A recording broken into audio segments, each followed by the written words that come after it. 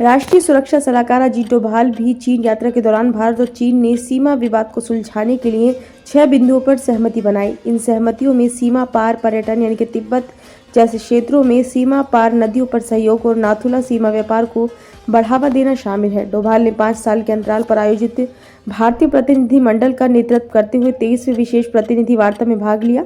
पिछली बैठक 2019 में नई दिल्ली में हुई थी। 5 साल बाद हुई सीमा विवाद पर उच्च स्तरीय बैठक।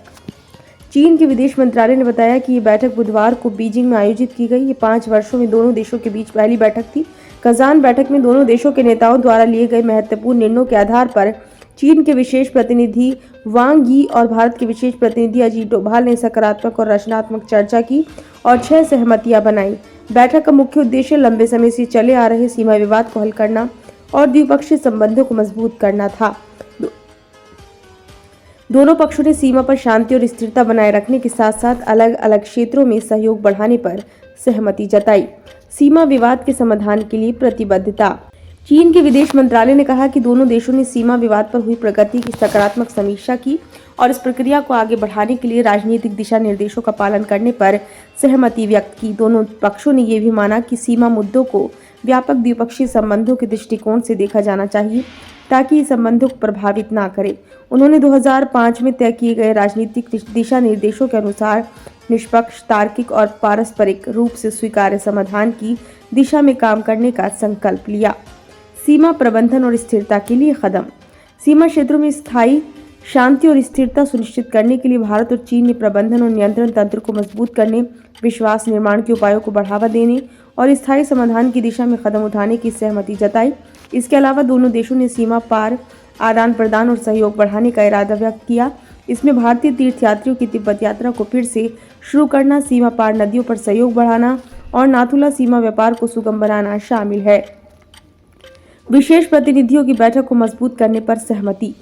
दोनों पक्षों ने विशेष प्रतिनिधियों की बैठक को अधिक प्रभावी बनाने और राजनयिक और सैन्य वार्ताओं में समन्वय सुधारने और सीमा मामलों पर परामर्श और समन्वय के लिए चीन भारत कार्यतंत्र को फॉलो अप उपायों के कार्यान्वयन का जिम्मा सौंपने पर सहमति व्यक्त की। आने वाले समय में दोनों देशों ने भारत में अगले दौर की विशेष प्रतिनिधि वार्ता आयोजित करने का निर्णय लिया, जिसकी तिथि कूटनीतिक चैनलों के माध्यम से तय की जाएगी। द्विपक्षीय संबंधों पर व्यापक चर्चा।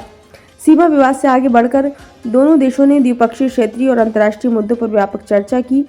उन्होंने स्थिर, पूर्वानुमेय और सहयोगात्मक संबंधों को बढ़ावा देने की आवश्यकता पर जोर दिया, जिसे क्षेत्रीय और वैश्विक शांति और स्थिरता के लिए आवश्यक बताया गया। चीन के उपराष्ट्रपति हान झैंग से अजीत डोभाल की मुलाकात। बुधवार को अजीत डोभाल ने चीन के उपराष्ट्रपति हान झैंग से मुलाकात की। झैंग ने भारत और चीन के बीच संस्थागत संवादों को फिर से शुरू करने और द्विपक्षीय संबंधों को स्थिर विकास पथ पर वापस लाने के लिए आर्थिक, व्यापारिक और सांस्कृतिक क्षेत्रों में सहयोग को बढ़ावा देने की आवश्यकता पर जोर दिया।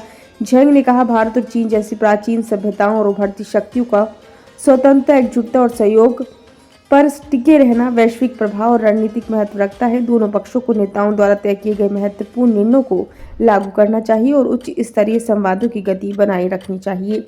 अजीत डोभाल का बयान।